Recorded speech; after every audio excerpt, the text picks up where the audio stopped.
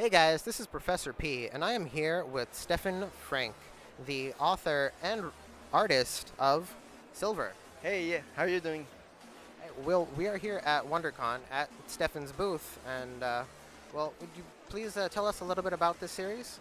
Absolutely. Yeah, so Silver is it's a graphic novel series. There's 3 volumes out right now. The fourth and final one's coming out in the fall.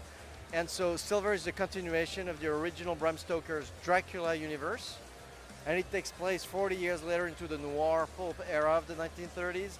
And this group of con men team up with this woman who's a vampire hunter to steal precious silver from a castle full of vampires.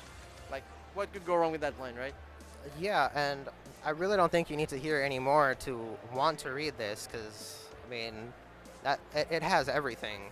But Thank you. Now it has a lot of the stuff that I really love. You know, like it's a really gritty pulp adventure. It's really fun. It's like a big adventure, like an Indiana Jones kind of thing. But it's also a very deep world with really cool characters. And so it's a period piece, but it's got a modern sensibility in the way the characters are written.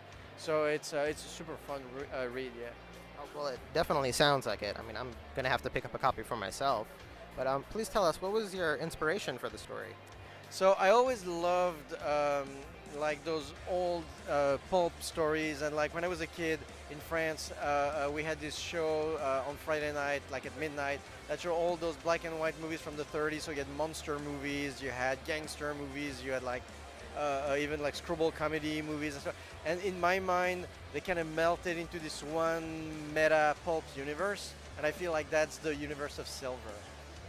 Well, that definitely is something that is appealing to, I think, a wide range of people, because everyone loves a good mystery and action, of course. Thank you. But if you mind me asking, who are some of your inspirations as an artist? So, on the comic side, I think my all-time idol was Will Eisner, right? When I was a kid, I did this, like a teenager, I did this animated film, animated short of the Spirit by Will Eisner, which was, and that was like the time that I really turned to like, okay, I'm gonna do animation and comics for the rest of my life. And then, I love people like Kirby, but also very influenced by the European artists like Moebius, because I grew up in France. And then in the 80s, people like Frank Miller, Mazzucchelli, like that whole generation, Alan Moore as a writer, I love Tim Sale, Bill Sienkiewicz, those guys. Yeah, well, I mean, that's a virtual who's who of comic books. I mean, really. Thank you. In fact, I'm very proud that if you look at the endorsements on the back of the book, you'll see Tim Sale, you'll see Bill, you'll see those guys. So for me to be able to connect with people who are always my heroes and I admire their work so much was just really incredible. Yeah, well, I definitely understand that. And, well, thank you so much for taking the time to speak with us. And I look very forward to reading this and seeing you again. Thank you. And you are a local around Southern California, I believe. Yeah, we're based in LA. So, well, we're the Angel City guys. So you should definitely keep an eye out for Mr. Stephan Franck.